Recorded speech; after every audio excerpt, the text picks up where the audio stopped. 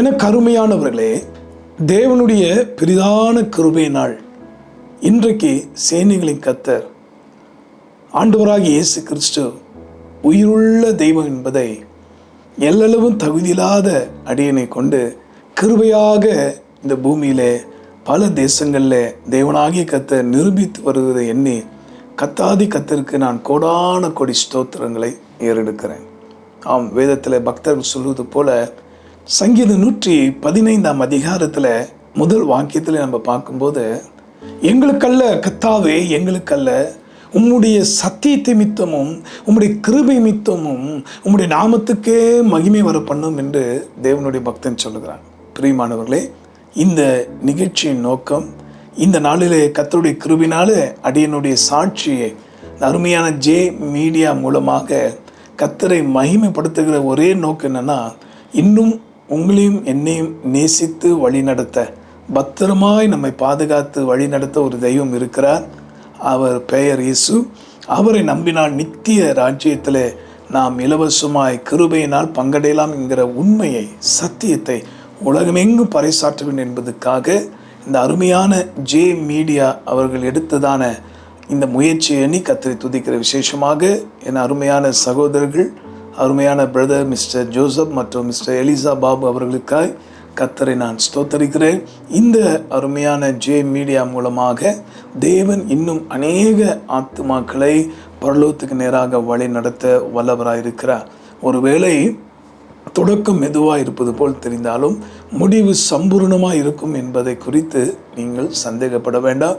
அருமையான அந்த சகோதரர்களையும் இதில் பணியாற்றக்கூட யாவரையும் கர்த்தர் அபிரதமாய் ஆசீர்வதிப்பாராக. பிரியமானவர்களே, ஒரு மனிதராகி என்னுடைய வாழ்க்கையில் இயேசு செய்த நன்மைகள் ஏராளம். முதலாவது, எனக்கும் பரிசுத்த வேதாமத்துக்கும் இயேசு கிறிஸ்துவுக்கும் எல்லளவும் சம்பந்தமே இல்லாத ஒரு குலத்திலே, ஒரு இனத்திலே தேவனுடைய பெரிதான கிருபையினாலே தான் நான் ரட்சிக்கப்பட்டனே தவிர இதில் மேன்மை பாராட்ட ஒன்றுமே கிடையாது. மனுஷனுடைய பார்வைக்கு தான். அதுவும் பார்த்திங்கன்னா, நம்முடைய இந்திய தேசத்தில் அந்த நாட்கள்லேருந்து முன்னோர்கள் செய்த ஒரு காரியத்தில் பல தவறுகள். அது ஒன்று என்னென்னா, மனுஷர்களை பிரித்து ஆளச் செய்தார்கள். அதாவது மேல் ஜாதி கீழ் ஜாதி என்று இப்படியாக டிவைட் பண்ண ஆரம்பிச்சிட்டாங்க. அதனால் அநேகர் நினைப்பாங்க, பிராமணர்கள்னாலே மேல் ஜாதி மக்கள். உண்மைதான். ஒருவேளை அவர்களுடைய தோற்றம், அவர்களுடைய படிப்பறிவு, கல்வி அறிவு, அவர்களுக்கு இருக்கிற திறமைகள், இவைகளை ஒப்பிட்டு பார்க்கும்போது சொன்னாலும், என்னுடைய முன்னோர்களே, அதாவது என்னுடைய இனத்தாரை சேர்ந்தவர்களே நான் பல முறை கேட்டிருக்கிறேன். ஐயா, கரண்ட்டு கண்டுபிடிச்சது யாருன்னு கேட்டிருக்கேன். அதே போல் டெலிஃபோன் கண்டுபிடிச்சது யார்? பிரிட்டிஷர்ஸ் பேரையோ இல்லாட்டி ஏதாவது ஒரு வெளிநாட்டுக்காரர்களோட பேரை சொல்வார்கள். அப்படி இருக்கும்போது அவர்கள் கூட தங்களை மேல் ஜாதி மக்கள்னு சொல்லிக்காமல் இருக்கும் பட்சத்தில் நாம் ஏன் நம்மை பற்றி இப்படி மேன்மையாக பேசிக்கொள்ளணும், நம்மளை பற்றி மற்ற வாயில் பேசணும்னு சொல்லி நான் சிறு பையனாக இருக்கும்போது கூட கேலிக்காக அல்ல, ஒரு கேள்வி எனக்குள் வந்ததுங்க.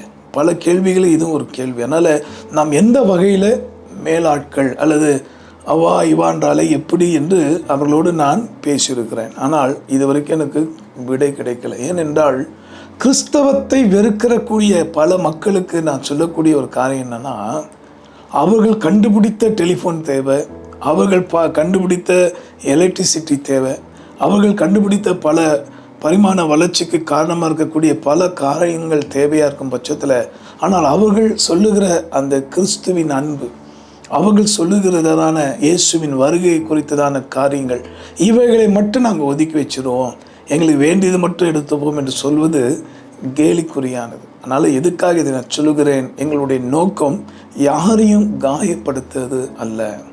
இந்த சாட்சியின் நோக்கமே காயப்பட்ட உள்ளங்களுக்கு ஒரு அருமருந்தாக, ஒரு ஔஷதமாக அந்த இயேசுபிரான் இருக்கிறார் என்பதை, இன்றும் நேற்றும் இன்றும் மாறாதவராய் அவர் உயிரோடு தான் இருக்கிறார் என்பதை ஒரு விசை இந்த அருமையான நிகழ்ச்சி மூலமாக உங்களுக்கு விளக்கி கொடுக்கவே கர்த்தராகிய தேவன் எனக்கு இந்த நல்ல வாய்ப்பை தந்திருக்கிறார். ஆக என் அன்பு சகோதர சகோதரர்களே, இந்த சாட்சியின் நோக்கமே இயேசு நேற்றும் இன்றும் மாறாதவர் என்பதை காண்பிப்பதுதான். ஆக எப்படி இந்த ஆண்டவருடைய அன்பை தகுதியற்ற நான் ருசிக்க ஆரம்பித்தேன்? நீங்கள் யோசிக்கலாம். சிறு வயதிலிருந்து நான் கோவிலே ஒரு குருக்களாக பணியாற்றின காலங்கள் உண்டு. சென்னையிலே அதாவது ஒரு மனுஷனை குரு என்று அழைக்கக்கூடாது என்று புதிய ஏற்பாடின் புஸ்தகத்திலும் உண்டு. இரண்டாவதாக, நாங்கள் ஒரு காலத்தில் பின்பற்றி வந்த மனிதனுடைய அறிவினால் உருவாக்கப்பட்ட பல வேதங்களில் ஒன்றுதான், அந்த வேதங்களில் சொல்லப்பட்டிருக்கிறது உங்களை யாரும் குரு என்று அழைக்கக்கூடாது என்று. ஏனென்றால் கு என்றால் பாவம், ரு என்றால் அழிப்பவர். அப்போ குரு என்றால் அர்த்தம் என்னவென்றால் பாவத்தை அழிப்பவர் என்று பொருள்படும். ஆக இந்த உலகத்தில் உள்ள மனுஷர்களுடைய பாவத்தை அழிக்கக்கூடிய தகுதியுள்ள ஒரே குரு என்னை ரட்சித்து உலகமெங்கும் பயன்படுத்தி வருகிற என் ஆண்டவராகிய இயேசு கிறிஸ்து ஒருவர் தான். அதனால் தயவுசெய்து எந்த மனுஷனை பார்த்து குருவேன்னு போய் அவள் காலெல்லாம் விழுந்துடக்கூடாது என்கிற ஒரு அறிவை, ஒரு வெளிச்சத்தை எனக்கு சிறு வயதிலே தெய்வம் தந்தார். ஆக கோவிலே நான் பூசாரியாக பணியாற்றினேன் என்று சொல்ல நான் விரும்புகிறேன். அது மாத்திரமல்ல, வருஷந்தோறும் பார்த்திங்கன்னா தவறாமல் சபரிமலைக்கு செல்வது என்னுடைய வழக்கம். கேரளா மாநிலத்தில் இருக்கிற அந்த சபரிமலைக்கு அந்த சிறு வயதில் தலையில் இருமுடியை வச்சுட்டு அந்த தெய்வம் அல்லாதவர்களை வைராகமாக தேடுவேன். ஏன்னா மலையாக ஏறி கடவுளை பார்க்கலாம் என்கிற ஒரு தாகம்தான். ஆனால் இறுதியில் பார்த்திங்கன்னா உயிருள்ள தெய்வம், மனுக்குலத்தை நேசித்த ஒரே தெய்வம் இயேசு தான். அவரோ கண்மலையில் நமக்காக சிலுவிலே அவர் தான் அந்த கெர்சமனே என்ற தோட்டத்தில் வியாக்குலப்பட்டு ஜெபித்து அவர் அடிக்கப்பட்டார், மனுக்குலத்துக்காக அடிக்கப்பட்டார். அந்த கண்மலையை பார்த்து பேசும்படி ஒரு பாக்கியத்தை நான் எப்படி பெற்றேன், இதை குறித்து நான் உங்களோடு கூட சில காரியத்தை சொல்லட்டும். இப்படியான முயற்சி ஒரு பக்கம் இருந்தது. ஏன்னா பெரியவங்களாம் சொன்னாங்க, நீ முயற்சி செய்தால் வெற்றி பெறலான்னு. அந்த முயற்சியின் அடையாளம் தான் என்ன செய்தேன்னா, அந்த சிறு வயதில், அதான் நான் 6ஆம் வகுப்பு 7ஆம் வகுப்பு படிக்கும்போதே ஒரு குறிப்பிட்ட இயக்கத்தில் யோகாசனங்களை முறையாக பயின்றேன். அதாவது யோகா என்றால் யோக் என்கிற ஆங்கில சொற்களில் வந்து தான் யோகா. ஆனால் ஆண்டவராக இயேசு கிறிஸ்துவை ஏற்றுக்கொண்ட பிள்ளைகள் அந்த யோகாசனத்தில் போய் சிக்கிடக்கூடாது. ஏன்னு சொல்கிறேன்னா, தெய்வம் அல்லாதவைகள் தன்னுடைய நுகத்தை தன்னுடைய கூட்டத்தின் மேலே சுமத்தும்படி காத்திருக்கு. அதனால தான் மெய்யான தெய்வம் இயேசு சொன்னார், நான் சாந்தமும் மனத்தாழ்மை உள்ளவராக இருக்கிறேன், என் நுகத்தை சுமருங்கள் என்று சொன்னார்.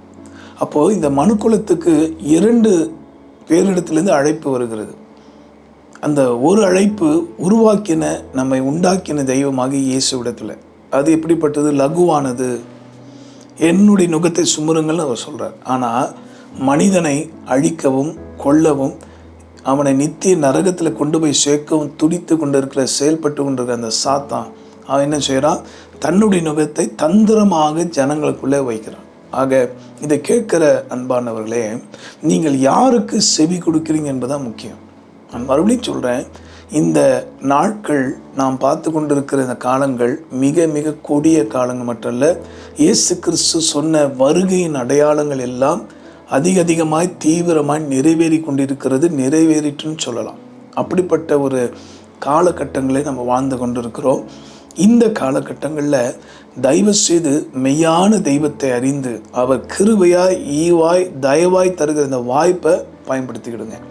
ஏன்னா அப்போஸ்தலர் புஸ்தகத்தில் ஒரு முறை வாசிக்கும் போது நான் பார்த்துருக்கிறேன், நித்திய ராஜ்யத்துக்கென்று நியமிக்கப்பட்டவர்களை தவிர வேறு ஒருவரும் உண்மை விசுவாசியார்கள் என்று வேதத்தில் நாங்கள் பார்க்குறோம். அதனால் இந்த நிகழ்ச்சியினுடைய ஒரு வாஞ்ச தாகம் என்னன்னா, உங்களில் அநேகர் தெய்வத்தை தெய்வமாக, இறைவனை இறைவனாக, கடவுளை கடவுளாய் தேடக்கூடிய நபராக இருக்கிறீங்க. ஆனால் அந்த தேடுதல், உங்களுடைய வாழ்க்கையில் இருக்கிற அந்த தாகம், அது தேவனுடைய கிருபையினால இப்போ பூர்த்தியாக போகிறது, பூர்த்தியாகி கொண்டு இருக்குது என்பதை நான் ஆவியில் நல்லா உணர்றேன். அதனால் உங்களுக்காகவே தான் இந்த ஒவ்வொரு வார்த்தைகளும் கிறிஸ்து இயேசுவின் நாம மகிமைக்காக உங்களோடு கூட நான் பகிர்ந்து கொள்கிறேன். ஆக பிரியமானவர்களே, இறைவன் என்றால் அர்த்தம் தெரியுங்களா? இறங்கி கொடுக்கிறவன் என்ற அர்த்தம். இன்றைக்கி எங்கேயோ ஒரு இடத்துல, எங்கேயோ ஒரு தேசத்தில், எங்கேயோ ஒரு தீவில் இந்த வார்த்தையை நீங்கள் கேட்டுக்கொண்டு இருக்கிறீங்க. ஆனால் உங்களை தேடி வருது பார்த்தீங்களா அந்த ஆறுதல்? உங்களை தேடி யாரோ உங்கள் மனதோடு உங்கள் ஒரு நண்பர் பேசுவது போல், ஒரு தகப்பன் பேசுவது போல், ஒரு கூட பிறந்த ஒரு சகோதரன் பேசுவது போல் உங்கள் அருகில் ஒரு தெய்வமானவர், மெய்யான தெய்வமாகிய இயேசுவானவர் தோன்றி உங்களோடு பேசுகிறார் பார்த்தீங்களா? இதுதான் மெய்யான தேவனுடைய அனுகிரகம் சொல்கிறது. அதனால் அவர் உங்களை தேடி வந்திருக்கிறார், உங்களை நாடி வந்திருக்கிறார். ஆனால் அவருடைய வார்த்தை படி பார்த்தீங்கன்னா எனக்கும் ஒரு வாய்ப்பு அருளப்பட்டது. அதை தான் நான் சொல்ல வரேன். இப்போ நான் கொடுக்குற பாயிண்ட் என்னென்னா, ஃபஸ்ட்டு இந்த அரிய வாய்ப்பை இழந்துடாதீங்க. It's a golden opportunity for you to accept Jesus as your saviour. இது தேவன் நமக்கு ஈவாய் கிருபையாய் கொடுத்த ஒரு அருமையான ஒரு பொன்னான வாய்ப்பு அது. அப்போ எனக்கு பார்த்தீங்கன்னா இறைவன் நான் இறங்கி கொடுக்குறவன் என்ற அர்த்தம். அப்போ யார் இறங்கி கொடுக்குறான்னு பார்த்தீங்கன்னா ரோமர் 9:16 சொல்லுது, ஓடுகிறனாலும் அல்ல, இறங்குகிறனாலும் அல்ல, ஓடுகிறனாலும் அல்ல, விரும்புகிறனாலும் அல்ல, இறங்குகிற தேவனா.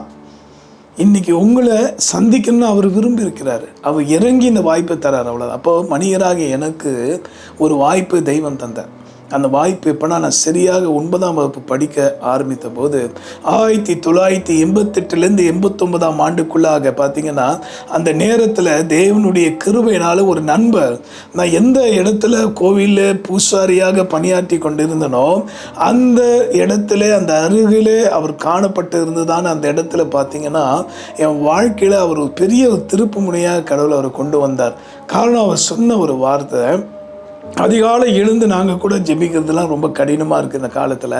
ஆனால் நீ இந்த மார்கழி மாதம் என்று கூட பார்க்காம, அது மோஸ்ட்லி டிசம்பர் மந்தில் பார்த்தீங்கன்னா பயங்கரமான குளிர் எடுக்கும், பனி எடுக்கும்.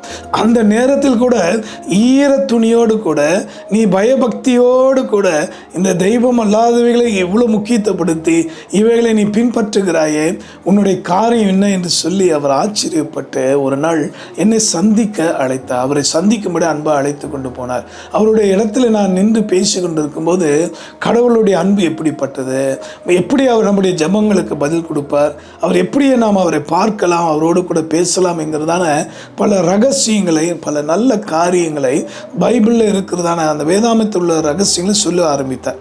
என் உள்ளத்தில் சந்தோஷம் பெருக்கெடுக்க ஆரம்பித்தது.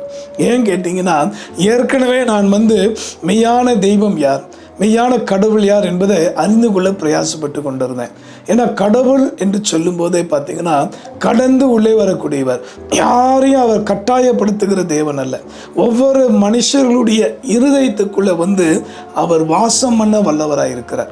ஆனால் தான் வெளிப்படுத்து விசேஷத்தில் 3ஆம் அதிகாரத்தில் 20ஆம் வசனத்தில் நீங்கள் பார்த்தீங்கன்னா, இதோ வாசற்படுகை கதவை தட்டுகிறேன், ஒருவன் இடம் கொடுத்தால் அவனுக்குள் வாசம் பண்ணுவேன்னு ஒரு வாக்கு கொடுக்குறாருங்க. அதனால் அன்பானவர்களே, இயேசுவிடத்தில் எனக்கு முதல் பிடிச்ச ஒரு காரியம் பார்த்தீங்கன்னா, யாரையும் அவர் கட்டாயப்படுத்துகிறவர் கிடையாது.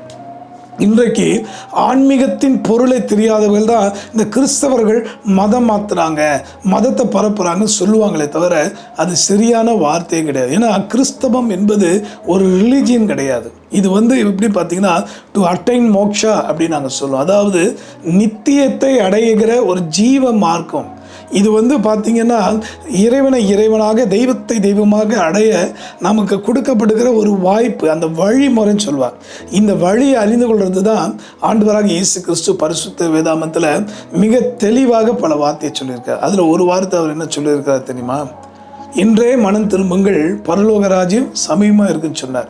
எந்த மனுஷனுடைய பெயரை மாற்றவோ அல்லது எந்த மனுஷனுடைய மதர் டங் சொல்லக்கூடிய அந்த தாய்மொழியை மாற்றவோ அல்லது மற்ற எதையும் மாற்ற விருப்பப்படுவதில்லை. என் தெய்வமாகி இயேசு ஒருத்தர் தான் மனுஷனுடைய இருதயத்தை மாற்ற சக்தி உள்ளவராக இருக்கிறார். நல்லா கவனிக்கணும், மனமாற்றம் அல்ல, இது ஒரு மனமாற்றம். இதே தான் என்னுடைய வாழ்க்கை நான் அடிக்கடி சொல்லுவேன் சொற்பொழிவில். அதனால் அன்பானவர்களே, மனமாற்றத்தை விரும்புகிற தெய்வம். பாருங்கள், கொடிய குடிகாரனாக இருப்பான், கொடிய கோபக்காரனாக இருப்பான், இல்லாட்டி கொலை பாதகனாக இருப்பான். ஆனால் இயேசுவின் அன்பு அவனை தொட்டுடுச்சுன்னா பாருங்களேன், பெரிய பெரிய சட்டங்களால் மாற்ற முடியாத அந்த மனுஷனை, பெரிய பெரிய அதிகாரிகளால் மாற்ற முடியாத அந்த கொடூரமான மனுஷனை கிறிஸ்து இயேசுவின் ஒரு அன்பு கிருபையாக மாற்றிடுறது. இதுதாங்க சூப்பர் நேச்சுரல் லவ்னு சொல்லுவாங்க. இதுதான் இயற்கைக்கு அப்பாற்பட்ட ஒரு அன்பு, இதுதான் இயற்கைக்கு அப்பாற்பட்ட ஒரு காரியம். இதை நமக்கு செய்யக்கூடியவர், தரக்கூடியவர் ஆண்டவராகி இயேசு ஒருவர் தான். அதனால் அந்த அன்பை நான் அந்த 9ஆம் வகுப்பு படிக்கிற சமயத்தில் ருசிக்கும்படி தேவனாகிய கர்த்தர் கிருபை பாராட்டினார். அது பின்பாக பார்த்தீங்கன்னா என்னுடைய வாழ்க்கையில் மனமாற்றம் வந்ததுனால என்னுடைய வெளிப்பிரகாரமான செயல்கள், அதாவது சடங்காச்சாரங்கள், பாரம்பரிய காரியங்கள்லாம் முற்றிலுமாக நின்று போயிற்று. அதனால் 88ஆம் ஆண்டிலிருந்து 92ஆம் ஆண்டு வரை மிக ரகசியமாக பரிசுத்த வேதாமத்தை நான் என்னுடைய குளியல் அறையில் ஒவ்வொரு பேப்பராக கிழித்து ரகசியமாக பைபிளை நான் படித்தேன். ஏன்னா என் நேசர் இயேசு எனக்கு எழுதின ஒரு காதல் கடிதமாக தான் அந்த பரிசுத்த வேதாமத்தை நான் கருதினேன். ஏன்னா வாலிபர்களுக்கு நான் விசேஷமாக சொல்கிறேன், நீங்கள் எதையோ தேடி நாடி ஓடுறீங்க, ஆனால் மெய்யான அன்பு, மெய்யான கபடமற்ற அன்பு நம்ம பெறணும்னா அது பரிசுத்த வேதாமத்தை பயன்படுத்தி பார்த்தவங்களுக்கு தான் தெரியும். அதனால் கண்ணாடியை போல நம்முடைய முகத்தை பார்ப்பது எப்படி இயல்போ அதே போல மனுஷர்களுடைய துர்மார்க்க ஜீவியத்தை மாற்றக்கூடிய சக்தி என் பரிசுத்த வேதாமத்துக்கு மாத்திரம்தான் உண்டுங்க. ஆக அந்த வேதத்தை நான் காத்திருக்கல, யாராவது வாய்ப்பு கொடுப்பாங்களா, இல்லை அப்பா அம்மாவை போய் கேட்டு வருவோம். நல்லா கவனிங்க, எனக்கு நல்ல அருமையான பெற்றோர்கள் உண்டு. ஏன்னா எங்களுடைய தகப்பனார் திரு ராமமூர்த்தி, அவர் கடந்த செப்டம்பர் 2024 செப்டம்பர் 22 கர்த்தருக்குள்ளாக நித்திரையடைந்தார். அவருடைய வயது 87. ஆனால் தேவ கிருபையினாலே மரிக்கும் சில நாட்கள் முன்பாக கர்த்தருடைய கிருபையினாலே அவர் இரட்சகராக இயேசுவை ஏற்றுக்கொண்டார். அது கர்த்தருக்கே மகிமை உண்டாகட்டும். என்னுடைய தாயார் மிஸ்ஸஸ் ஸ்வதந்திரி 78 வயது. அவங்க இன்றைக்கு தனிமையிலே இருக்கிறது போல இருந்தாலும் இயேசுவின் நாமத்தை நம்பினால் க்ஷேமம் உண்டு என்பதை ருசி பார்க்கும்படி ஆண்டவர் அவர்கள் தயவு பண்ணியிருக்கிறார். ஆக நாங்கள் இப்படிப்பட்ட ஒரு பக்தி உள்ள ஒரு குடும்பத்தில் நான் பிறந்தேன். எனக்கு முதலாவது அக்கா ஒருத்தங்க உண்டு, ரெண்டாவது அண்ணன் ஒருத்தர் உண்டு, நான் வீட்டுக்கு கடைசி பையன். அதனால் எதுக்காக சொல்லனா, ஒரு எளிமையான ஒரு சாதாரண ஒரு குடும்பத்திலே நான் பிறந்து வளர்ந்திருந்தாலும் ஆன்மீகத்திலே எல்லாருக்கும் ஒரு முன்னோடியாக அல்லது தெய்வத்தை தெய்வமாய் தேடுவதில் எல்லாருக்கும் ஒரு வழிகாட்டிய போல நான் காணப்பட்டேன். பொதுவாக பிராமண குடும்பங்களில் பார்த்திங்கன்னா வீட்டில் 3 பிள்ளைகள் இருப்பாங்கன்னா அதில் ஒரு பிள்ளைய கடவுளுக்கு நேர்ந்து கொள்வாங்க. அது எந்த அளவுக்கு மற்றவங்க செய்கிறாங்களோ தெரியல. ஆனால் எங்கள் பெற்றோர் கூட அப்படி நேர்ந்து கொண்டாங்களா எனக்கு தெரியாது. ஆனால் ஆண்டவராகிய இயேசு கிறிஸ்து எரேமியா 1:5 நான் உன்னை தேசங்களுக்கு தீர்க்கதரிசியாகவும் உன்னை உன் தாயின் கருவிலே உருவாகும் முன்பே உன்னை தெரிந்து கொண்டேன் என்று சொல்லி கிருபையினாலே கர்த்தர் என்னை ரட்சித்தார், தெரிந்து கொண்டார். அவருடைய கிருபையினாலே நான் இந்த ஒரு மகிமையான ஒரு பணியை செய்ய கர்த்தர் எனக்கு தயவு பண்ணியிருக்கிறாருங்க. எல்லா துதியும் புகழும் கர்த்தருக்கு உண்டாகட்டும். என் அன்பானவர்களே, அழைக்கப்பட்டு இருந்தாலும் நாம் தேவனால் உருவாக்கப்பட இடம் கொடுக்கணும். அது ரொம்ப முக்கியம். ஏன்னா என்னை தாயின் கருவிலே ஆண்டவர் அழைச்சிட்டாரு, ஆண்டவர் கிருபையினால் தெரிந்து கொண்டுட்டாரு. ஆனால் என்னை உருவாக்க ஆரம்பித்தார். இது ரெண்டுத்துக்கு உள்ள பொருளை நீங்கள் புரிஞ்சு கொள்ளுங்க. Called by God it's good and mould by God is very important. இன்றைக்கி நிறைய பேர் பார்த்திங்கன்னா அழைக்கப்பட்டவர்களாக இருந்தாலும் கர்த்தர் அவர்களை உருவாக்க விரும்புவார், ஆனால் இடம் கொடுக்க மாட்டாங்க. உதாரணத்துக்கு யோனாவை எடுத்துக்கோங்க. ஆண்டவர் சொன்னார், நீ போய் நினிவே பட்டணத்தில் தீர்க்க தரிசனம் உரைன்னு சொன்னார். ஆனால் இவர் தர்ஷீஷுக்கு ஓடிட்டார். நினைவே இவர் இருந்த இடத்துலேருந்து நினைவே வெறும் ஒரு 5 கிலோமீட்டர் தான்.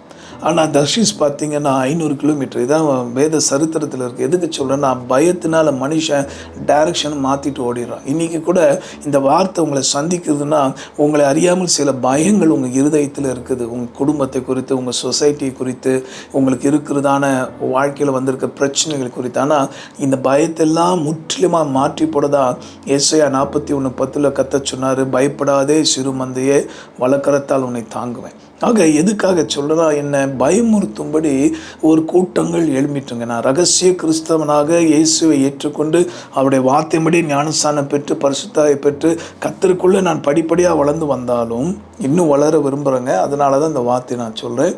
ஒரு நாளும் ஒருபோதும் நான் எங்கேயும் சொன்னதில்லை I have learned everything. I like to say I want to learn more things. அதாவது நான் கற்றுக்கொண்டேன் என்று சொல்ல மாட்டேன், இன்னும் கற்றுக்கொள்ள ஆசையாய் கர்த்தராக இயேசுவை பின்தொடர்கிறேன் என்பது தான் என்னுடைய வாழ்க்கையில் நான் அடிப்படையாக வைத்திருக்கிறேன். ஆக 92ஆம் ஆண்டு வரை ரகசிய கிறிஸ்தவ வாழ்க்கை செய்த என் வாழ்க்கையில் திடீரென்று ஒரு புயல் வீசுவது போல், ஒரு பயங்கரமான போராட்டங்கள் வருவதை போல் சில மனுஷர்கள் எங்கள் விரோதமாக எழும்பினாங்க. உங்களுக்கு தெரியும், நான் இப்படிப்பட்ட ஒரு ஸ்டான்ச் இந்து பிராமின் ஃபேமிலியிலேருந்து ஏசப்பாவுடைய கிருபையினால் ரட்சிக்கப்பட்டேன்னு சொன்னேன். ஆகவே இதுக்காக என் ஆண்டவர் அவருடைய மகிமைக்காக என்னை உருவாக்க ஆரம்பித்தார். அது ஏசாயா 1:25 என் கையை உன்னிடமாய் திருப்பி உன் ஈயத்தையெல்லாம் நீக்குவேன், உன் களிம்பி நீங்க உன்னை சுத்தமாய் புடமிடுவேன்னு சொன்னார். இந்த வார்த்தையின்படி என்ன செய்தார் தெரியுங்களா? 92 ஒரு நாள் ஒரு மாலை நேரத்தில் ஒரு கூட்ட மக்கள் எழும்பி, நீ ஒரு பிராமணனாக இருந்துட்டு நீ என்ன தேவாலயத்துக்கு போகிற, நீ என்ன இயேசு கிறிஸ்துவை பற்றி பிரசங்கம் பண்ணுற, தெருவெல்லாம் போய் பிரசங்கம் பண்ணுற, நீ ஆஸ்பத்திரிக்கெலாம் போய் ஏன் ஜெபம் பண்ணுறேன்னு சொல்லி அவங்க புரிந்து கொள்ள விரும்பலை, அறிந்து கொள்ள விருப்பப்படலை. ஆனால் என்ன பண்ணாங்க, விரோதமாய் செயல்பட ஆரம்பித்தாங்க. ஆனால் ஒரு வார்த்தையும் நான் அவங்களுக்கு விரோதமாக பேசலை. ஏன்னா இயேசு அடிக்கப்பட்ட போதும் தன் வாயை திறவாது இருந்தார். கிறிஸ்தவ வாழ்க்கை என்பது பேச்சில் இல்லைங்க, பலத்தில் இருக்குது. It is in action. இன்றைக்கி நிறைய பேர் பார்த்திங்கன்னா நல்லா பேசுவா தேனோடுங்க, ஆனால் செயலில் பார்த்திங்கன்னா ஒன்றும் இருக்காது. அதனால் தயவுசெய்து என் வாழ்க்கையில் நான் இனியளவு கூட உலகத்தில் மனுஷர்கள் என்னை பாராட்டணும், 4 பேர் என் பின்னாடி வரணும் என்ற எண்ணத்தில் ஒரு வேலையும் நான் பார்த்தது கிடையாது. அதனால் இயேசுவை மக்கள் பார்க்கணுமே, என்னை மறைத்து நீ வெளிப்படும் ஆண்டவரே என்று என்னை அர்ப்பணித்து விளைவாக கர்த்தர் என்ன செய்தார், மனுஷர் கையில் கொடுத்தாருங்க. சங்கீதம் 66:12 படி, மனுஷனை எங்கள் தலைமேல் ஏறி போக பண்ணினீர், தீயும் தண்ணீரையும் கடந்து வந்தோம், செழிப்பான இடத்துல கொண்டு வந்து விட்டீர். இன்றைக்கி இந்த ஆவிக்குரிய செழிப்பை நான் குறித்து உலகம் முழுக்க பறைசாற்றுன்னா, இன்றைக்கி எல்லா மக்களுடைய பார்வைக்கு எல்லா ஜனங்கள் முன்னாடி ஒரு அனைத்து ஆவிக்குரிய உலக ரீதியான நன்மையோடு பிளெஸ்ஸிங்கோடு இருக்கான காரணம் கேட்டிங்கன்னா, என்னை கர்த்தர் உருவாக்க இடம் கொடுத்தங்க. இதை கேட்குற அன்பர்களே, உங்கள் வாழ்க்கையில் கூட ஒரு பழமொழி சொல்லுவாங்க, பார்த்துருக்கீங்களா? நோகாமல் நோன்பு கும்பிட்றாங்க, வெறும் கையில் முளம் போடுறாங்கம்பாங்க. இந்த மாரி காரியங்கள் ஒரு நாள் இயேசு இடத்துல நடக்காதுங்க. நம்ம விதைத்தா நன்மையை இருப்போம். நிச்சயமாக என் வாழ்க்கையில் பார்த்திங்கன்னா, அந்த 92 வந்த உபத்திரம் கொஞ்சம் நெஞ்சம் கிடையாது. சில மனுஷர்களாக முடிஞ்சது என்னென்னா, உமிழ்நீரை மேலே உமிழ்ந்துட்டு போவாங்க, எச்ச துப்பிடுவாங்க. அடுத்தது எவ்வளோ அடிக்க முடியுமோ, என் உடம்புல ரத்தம் வராத இடமே கிடையாது, அந்த அளவுக்குலாம் துன்புறுத்தினாங்க. ஆனால் ஒருத்தரையும் நான் பகைக்கலை, சபிக்கலை. ஏன்னா இயேசு அப்படி சொல்லி கொடுக்கல. அதாவது காட்டி கொடுத்த யூதாசை கூட சிநேகிதன் என்று அழைத்த தெய்வம் அவர். அவ்வளோ அன்பு நிறைஞ்ச கர்த்தர் அவர். அந்த அன்புக்கு அடிமையானதுனால அவருடைய நேசத்தில் நிறைந்திருந்தால் இந்த பாதையை ஏற்றுக்கொள்ளவும் சகிக்கவும் ஏசப்பா எனக்கு ஆவியானவர் மூலமாக பெலன் கொடுத்துட்டே வந்தார். அதனால் ஒரு முறை எனக்கு தெரியும், நான் ஒரு இடத்துல உட்காந்து உணவு உட்காந்துருக்க நேரத்தில், எங்கடா நீ போயிட்டு வந்தேன்னு ஒரு சகோதரர், எனக்கு மூத்தவர், 2 வயது மூத்தவர், அவர் என்னை ஓங்கி எட்டி உதைத்த அந்த நேரத்தில் கோழி தன் குஞ்சை மூடுவது போல் இயேசு கிறிஸ்து என்னை மூடினார். இல்லைனா நான் அன்றைக்கி என்னுடைய ரிப்ஸ் இங்கே உடஞ்சிருக்கோம், நான் ஹேண்டிகேப்பாக கூட மாறியிருப்பேன். ஆனால் கர்த்தருடைய கிருபை பாருங்கள், இயேசு அப்படியே என்னை காப்பாற்றினார். நீங்கள் சொல்லலாம், அப்போ அவங்க அண்ணனை விட்டுட்டாரா, சும்மா விடுவாரா? இந்த கல்லி மேல் மோதுருவன் நொறுங்கி போவான் இல்லையா? என்ன ஆயிட்டு தெரியுங்களா? அவரும் இயேசு கிறிஸ்துவை ரட்சகராக ஏற்றுக்கொண்டு கடந்த 4 ஆண்டுகளாக ஆண்டவருக்குள்ளாக நல்லா வாழ்ந்து கொண்டிருக்கிறார். கர்த்தருக்கு மகிமை உண்டாகட்டும். ஏன் சொல்கிறேன்னா, உன்னை தொடுகிறவன் கண்மணியை தொடுகிறான். பிரியமானவர்களே, கிறிஸ்துவின் சுவிசேஷத்துக்கு விரோதமாக யாரெல்லாம் பேசுகிறாங்களோ, கிறிஸ்துவுடைய வேதாமத்தை யாரெல்லாம் பைபிளை கிழிச்சு போட்டாங்களோ, இதே அனுபவம் உள்ள சிலர் இருக்கிறீங்க, இந்த வார்த்தை கேட்குறீங்க. ஆண்டவர் சொல்லாரு, நிச்சயம் அவர் உங்களை சந்திக்க போகிறார். நாங்கள் யாரும் எந்த மனுஷனும் கட்டாயப்படுத்த மாட்டார். நான் மறுபடியும் சொல்கிறேன், என் இயேசு கிறிஸ்து நேற்று மீண்டும் மாறாதவர், அன்பு காட்டுவதிலே மாறாதவர். கடினமாக நடந்த பவுலை தன் பக்கமாக திருப்பினார். ஆகவே இயேசுவின் பார்வைக்கு நாம் எல்லோரும் விலையேற பெற்றவங்க. அதனால் நீங்கள் அவருக்கு தேவை என்பதை மறந்துடாதீங்க. அப்போது 92லேருந்து 97 வரைக்கும் படாத பாடுகள் உபத்திரங்கள் வந்தது. அதன் நடுவில் கர்த்தர் எதுக்காக என்னை தெரிந்து கொண்டார் என்பதையும் மார்க் 16 படி, நீ உலகமெங்கு போய் சுவிசேஷத்தை சொல்லு என்று சொல்லி தான் 1997 பிப்ரவரி 24 என் பிறந்த நாள் அன்று ஆண்டவர் எனக்கு முகமுகமாய் காட்சியளித்தார். 2வது முறை அது. ஏன்னா முதல் முறை பார்த்திங்கன்னா 92ஆம் ஆண்டில் அந்த கூட்ட மக்கள் விரோதமாக எழும்பி வந்து வாய்க்க வந்தபடி பேசி என்னை காயப்படுத்தி என்னை உயிரோடு கொளுத்த கெரோசினை மேலே ஊற்றினாங்க.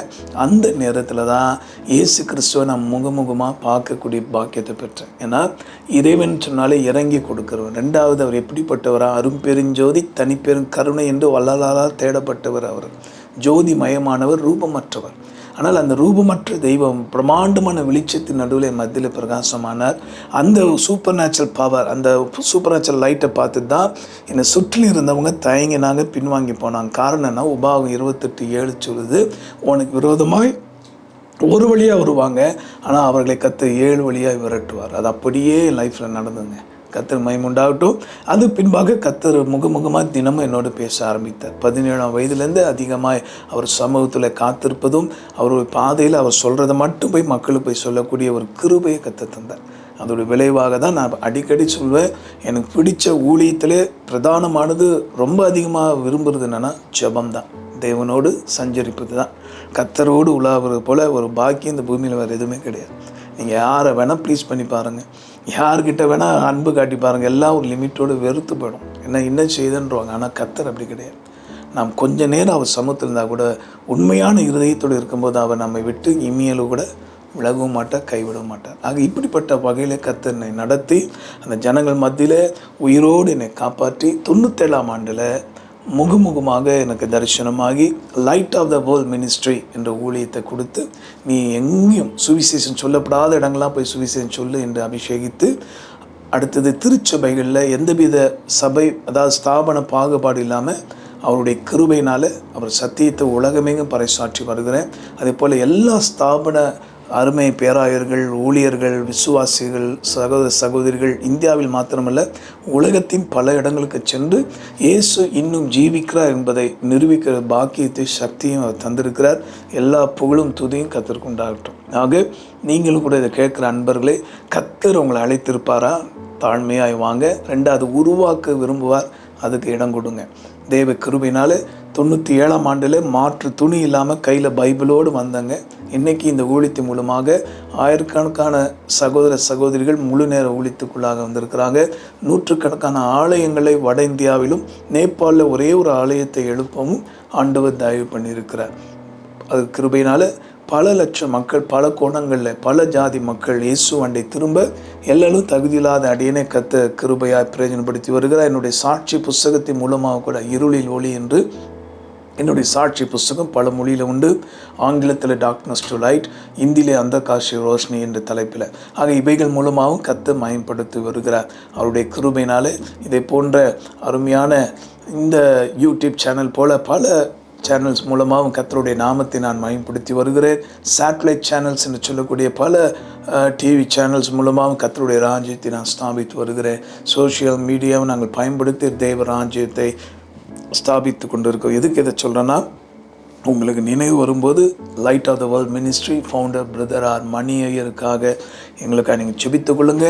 இப்போ நான் மாத்திரமல்ல, என்னுடைய மனைவி ரக்ஷிதா, அவங்க சிஏ இன்டர் வரைக்கும் படித்தவங்க, மதுரையை சார்ந்தவங்க. கர்த்தருடைய கிருபையினால் சௌராஷ்டிரா இனத்தில் பிறந்த அவர்களையும் கர்த்தர் ரட்சித்து எங்கள் திருமண வாழ்க்கையை 2005ஆம் ஆண்டு செப்டம்பர் 1ஆம் தேதி சென்னையில் ஆசீர்வாதமாக நடத்தி தந்தார். அதன் விளைவாக எனக்கு 2 மகன்கள் உண்டு, ஆஷிஷ் அண்ட் அனந்த். இருவருமே ஆண்டுடைய கிருபையினால் இன்றைக்கு ஊழியத்தில் எங்களுக்கு உதவியாகவும் இருக்கிறார்கள். சிறு பிள்ளைகளாக இருந்தாலும் சிறு வயதிலிருந்து அவர்களை கர்த்தருக்குள்ளாக நடத்தவும் தேவ நாமத்தை மயப்படுத்தி வருகிறோம். ஆக நாங்கள் குடும்பமாக, அதாவது இந்த உலகத்திலே பணத்தை ஈட்ட எங்களுக்கும் பலவித வழிகள், வசதி வாய்ப்புகள் அரசாங்கத்தின் மூலமாக உண்டு. அதுக்கான தகுதி எங்களுக்கு உண்டு. ஆனாலும் கர்த்தர் எங்களை அழைத்து அவருக்காக உருவாக்கி கொண்டிருக்கபடினால எல்லாவற்றையும் நஷ்டமும் குப்பையுமாக எண்ணி இயேசுவின் ராஜ்யத்தை மாற்ற இந்த பூமியில் நாங்கள் ஸ்தாபித்து வருகிறோம். ஆக இந்த முழு நேர ஊழியத்துக்காக தயவு செய்து நீங்கள் செபிக்க மறந்துடாதீங்க. இப்பொழுதும் கூட இந்த சிறிய சாட்சி கேட்ட உங்கள் வாழ்க்கையில் தொடர்ந்து கர்த்தர் பல ஆசீர்வாதங்களை கொடுக்க விரும்புகிறாரு. இந்த ஆசீர்வாதம் நிலைக்கவும், நீங்கள் கிறிஸ்துவுக்காக எழும்பி கனி கொடுக்கவும், பின்மாற்றத்தை விட்டு வெளியே வாங்க. சோர்வு, பலவீனங்கள், இந்த உலகத்தை பார்த்திங்கன்னா இவனும் நல்லது செய்ய மாட்டான், செய்கிறவங்களும் விட மாட்டான், அப்படிப்பட்ட பொல்லாத உலகத்தில் நம்ம இருக்கிறோம். தயவுசெய்து தவறான போதனை செய்யக்கூடிய, அதை தப்பாக வழி நடத்தக்கூடிய ஆட்கள் பின்னாக சென்று சிக்கி விடாதபடி இயேசுவை முன்மாதிரியாக வைத்து நீங்கள் பத்திரமாய் புத்தியாய் பக்தியாக நடப்பீர்களானால் உங்களையும் உங்கள் சமுதாயத்தையும் உங்கள் தேசத்தையும் உங்கள் இனத்தாரையும் நீங்கள் தேவ ராஜ்யத்துக்கு நேராக நடத்துவது நிச்சயம். மறுபடியும் சொல்கிறேன், நீங்கள் அவருக்கு தேவை. ஒருவேளை உங்களுக்கு இந்த உலகம் பார்த்திங்கன்னா தகுதி உள்ளவனாக தான் தேடும். ஆனால் இயேசு எப்படி தெரியுங்களா? நம்மை தேடுகிறார். அவருடைய அழைப்புக்கு இடம் தந்து வருவோமானால் நிச்சயமாய் தகுதியற்று நம்மை தகுதிப்படுத்தி பயன்படுத்துவார். அப்படிப்பட்ட நல்ல தெய்வம் அவர். உங்களையும் பயன்படுத்த விரும்புகிறார். இந்த சாட்சிக்காக நீங்கள் தயவுசெய்து எனக்கு பாராட்டலாம்னு சொல்ல வேண்டாம். எல்லா மகிமையும் புகழும் இயேசுக்கு தான். அதனால் நீங்கள் அப்படி உங்கள் கமெண்ட்டில் போடுன்னா glory to Jesus, all praise to Jesus, இயேசுக்கே மகிமை உண்டாகட்டும் என்று உங்கள் அந்த கமெண்ட்டில் போடுங்க. அதுதான் கர்த்தருக்கு மகிமை கொண்டு போய் சேர்க்கும். ஆக என் அன்பானவர்களே, கடைசி காலம், கடைசி நிமிஷத்தில் வாழ்கிறோம். அந்த நல்ல தெய்வத்தை பற்றி கொண்டு அவரை நோக்கி ஜெபிப்போமா? அன்புள்ள ஆண்டவரே, இந்த அருமையான நேரத்தில் அப்பா உன்னுடைய பெரிதான கிருபையினால் ஆண்டவரே உன்னுடைய பிரசன்னம் இறங்கி வருவதாக. தேவ பிரசன்னமே இறங்கியே வந்திடுதே, தேவ பிரசன்னமே இறங்கியே வந்திடுதே, தேவனின் மகிமை நம்மை எல்லாம். இந்த சாட்சியை கேட்ட உங்கள் எல்லோரையும், இந்த சாட்சியை மற்றவர்களுக்கு ஷேர் பண்ணுகிற எல்லோரையும், இது மிகுந்த வாஞ்சியோடு பாரத்தோடு கூட டெலிகாஸ்ட் பண்ணி கொண்டு இருக்கிற அந்த ஒவ்வொரு சகோதர சகோதரிகளையும் தேவனின் மகிமை நம்மை எல்லாம் பரிசுத்த ஸ்தலத்தில் மூடுதே, தேவ பிரசன்னமே இறங்கியே வந்திடுதே. அன்புள்ள ஆண்டவரே, உங்களுடைய மன துருக்கத்தின் வல்லமை இப்பொழுது இறங்கி கொண்டிருப்பதை நான் பார்க்கிறேன் அப்பா. இந்த அருமையான ஜெய் மீடியா மூலமாய் நீர் அப்பா ஜெயிக்கிறவராய், வெற்றி தருகிறவராய், ஆண்டவரே தோல்வியில் வாழுகிறவர்களுக்கு வெற்றியாய், வியாதி சாபத்தில் இருக்கிறவர்களுக்கு சுகமாய், ஆரோக்கியமாய், ஆண்டவரே இனி என்ன நடக்குமோ என்று பயந்து நடக்கிறவர்களுக்கு பலனாய், வெளிச்சமாய், இன்னும் பல்வேறு நன்மைகளை தர வல்லவராய் இந்த அருமையான மீடியாவை நீர் உம்முடைய கரத்தில் எடுத்திருப்பதற்காக ஸ்தோத்திரம் ஆண்டவரே. இப்பொழுதும் கூட இந்த சொற்பமான சில நிமிடங்கள் உம்முடைய அன்பை நீர் அடியனுக்கு காண்பித்த எல்லலும் தகுதியில்லாத எனக்கு கிருபையாய் தந்த அந்த ரட்சிப்பின் மகிழ்ச்சியை ஆண்டவர் எந்த விதமான தடையும் இன்றி உம்முடைய கிருபையினால் உள்ளதை உள்ளதென்றும் இல்லாதது இல்லை என்று சொல்ல நீ எனக்கு அடுத்து கொடுத்தீரே, இந்த வாய்ப்பை கொடுத்தீரே, உமக்கு ஸ்தோத்திரம் அப்பா.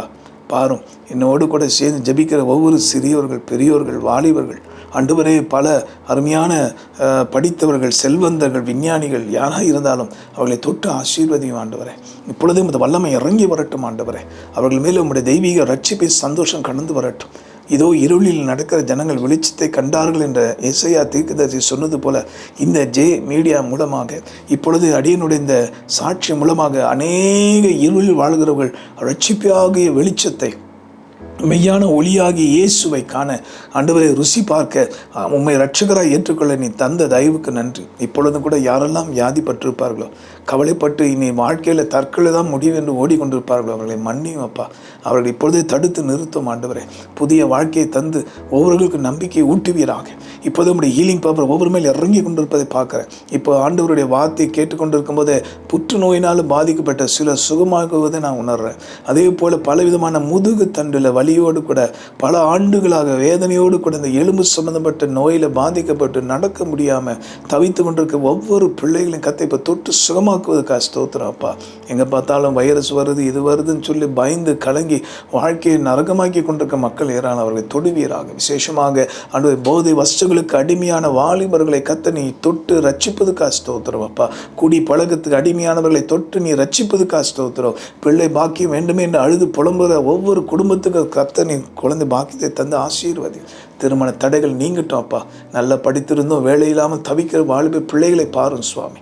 ஒவ்வொருக்கும் நன்மையை வாய்க்க பண்ணு. நீர் ஆசீர்வதித்தீரே, உமக்கு ஸ்தோத்திரம். ஆம், உம்மால் கூடாத ஒன்றுமில்லை என்பதை ஒரு விசை நீர் நிரூபித்ததுக்காக ஸ்தோத்திரம். புகழும் துதி உமக்கே. ஜீவாதிபதி, பேசும் தெய்வம், மனிதரை வாழ்விக்க வந்த வல்ல தெய்வம், இயேசுவை மூலமாய் வேண்டி மன்றாடுகிறோம் எங்கள் நல்ல பிதாவே. ஆமென். தேவனாகிய கர்த்தர் இந்த சாட்சி நிமித்தம் உங்களோடு பேசியிருக்கிறார். நீங்கள் பெற்ற அற்புதத்தையும் நீங்கள் பெற்றதான விடுதலையும் எங்களுக்கு தெரியப்படுத்துங்க. இவைகளை நாம் வைத்து கர்த்தரை நாம் இன்னும் மகிமைப்படுத்த முடியும். If you need my prayer and any counseling, you can contact me 0091 9841 008717.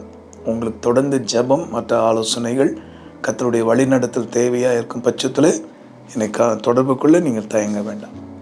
98 41 00 87 17 இந்த எண்ணில் நீங்கள் தொடர்பு கொள்ளலாம். கர்த்தர் உங்களையும் உங்கள் குடும்பத்தையும் அபிரதமாய் ஆசீர்வதிப்பாராக. ஆமென்.